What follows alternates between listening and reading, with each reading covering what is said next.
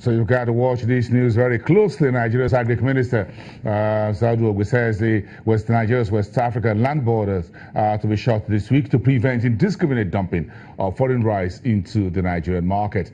Sadu Ogbe, the Honorable Minister, was speaking at the weekend, and he says smuggling is our problem. As we speak, a neighbor of ours is importing more rice than China is importing. They do not eat parboiled rice, they eat white rice. They use their ports to try and damage our economy. He went on to say there are three kinds of water, talking about how rice is planted. You hear the border has been shut, but he also said there are three kinds of water in the natural state.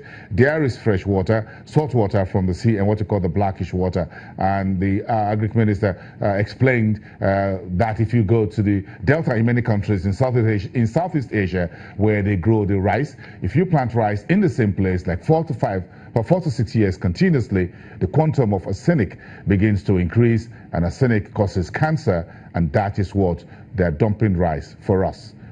Some people, according to the minister, some people say they prefer Thailand rice because they are very sophisticated.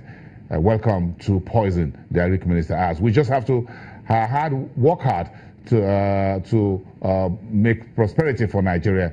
Unless without that the country will not grow, quoting the minister there. Nigeria's official rice imports has been down nearly 95% over the past 2 years. The Buhari's administration has been moving very strongly to increase Nigeria's rice output now to estimated 30 million metric tons per year.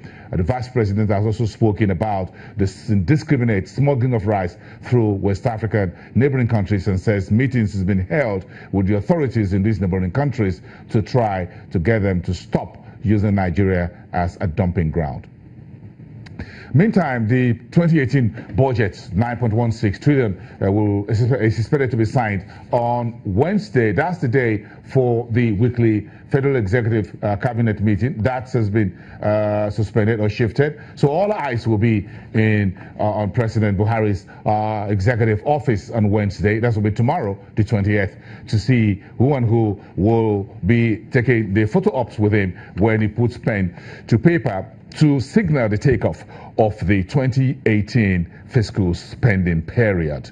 This budget has been delayed for 8 months due to a number of reasons. There are a lot of concerns that a number of head of ministries and departments and agencies were not stepping forward to the budget committee to defend those documents. So the Senate and the House of Reps went to work. The president gave an order, everyone should submit and appear before them. Then it was all wrapped up. Then the president is now set to sign. That will formally draw the curtain on the 2017 budget expenditure period. Now, we're expecting the breakdown briefings from the Minister of Finance and the Minister of Budget and National Planning between Thursday and Friday, to wrap up the 2017 budget for us and the new fiscal spending year. And finally, you need to put this on your calendar. The OPEC meeting is on Friday, and that's good. It's already causing upset. Oil prices are down since Monday because there's a trade war on the horizon on July the 6th between the two biggest economies in the world.